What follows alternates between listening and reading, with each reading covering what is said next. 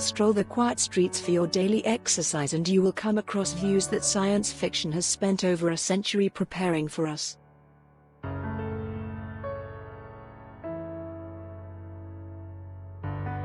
A main road so that you can always stand in the middle of it, among the squatting pigeons.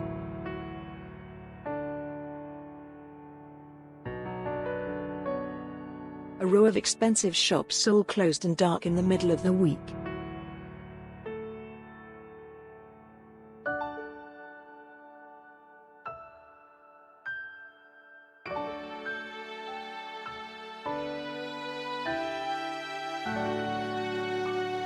Such scenes from the end have haunted the modern imagination since H.G. Wells described the abandoned streets of the imperial metropolis and devastated Surrey in the War of the Worlds.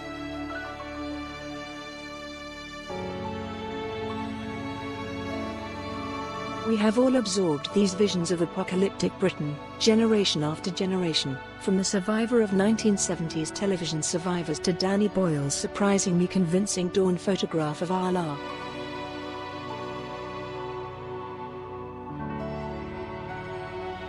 We can certainly be forgiven for a thrill of gruesome dread when all these fantasies come true.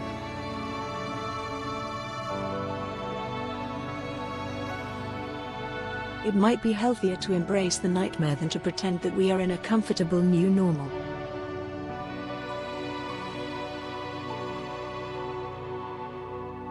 In Not Too Sure About the Lock Culture.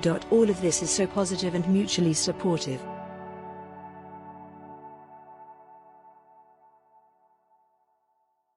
Let's cook, exercise and sing together. But the imagination has a black heart and feeds on shadows.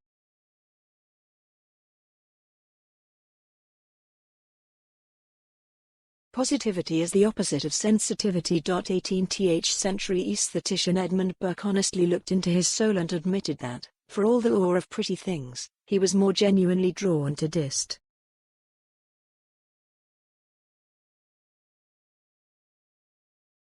Tell an audience gathered to watch a play that a public hanging is about to happen on the road, he said, and the theatre will empty.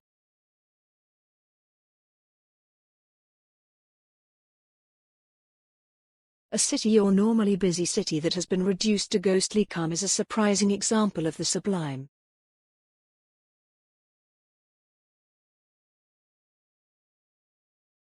And a new one. For all the joyous thrills of science fiction, no previous generation has ever really experienced this before.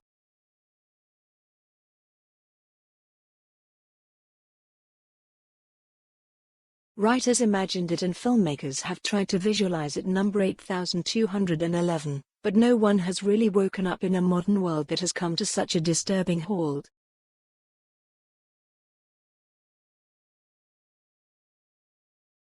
When a day you know is Wednesday starts to look like Sunday, wrote John Wyndham in The Day of the Triffids, there is something serious somewhere.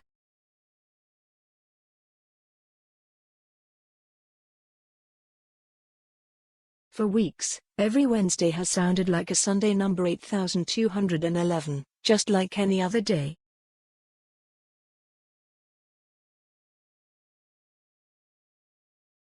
When life surpasses art, we must allow ourselves to embrace the spectacle.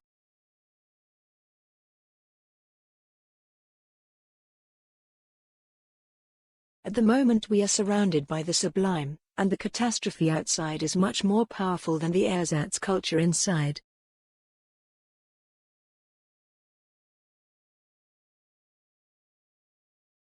While art is reduced to virtual collateral, a stroll through the stores is a horribly unforgettable scene from an upset world.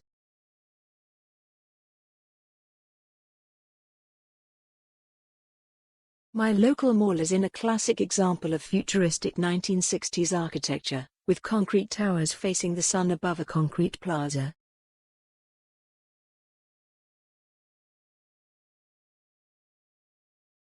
Its time has come. It's just a shame that J.G. Ballard wasn't there to see Waitrose's spaced queue on a Saturday morning.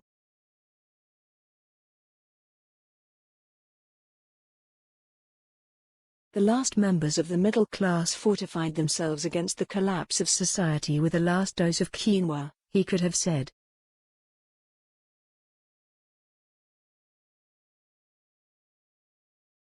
By joining the queue, I know I will remember that grotesque moment in pandemic life when I forgot all the art exhibits online.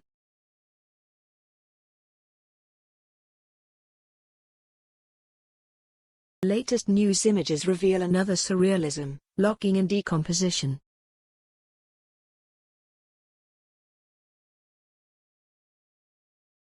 The rumored garden centers will be next. As Ballard would say, the middle class must delude themselves even in the apocalypse.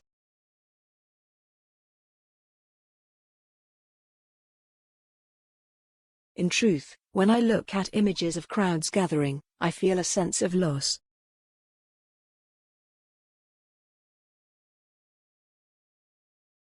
At least the first days of the lockdown were absolute.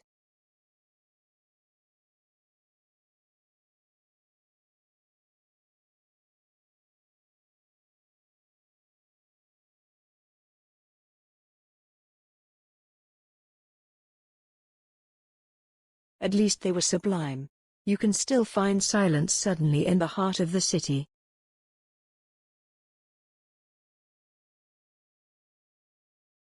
There are times when no other walker is on the point, no cars pass, and empty workplaces dominate in brutalist contempt.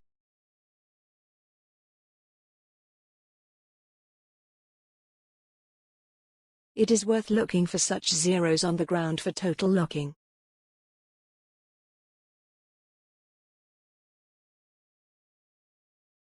In the center of the city during the day, you can appreciate the terrible beauty of the day when the earth stood still.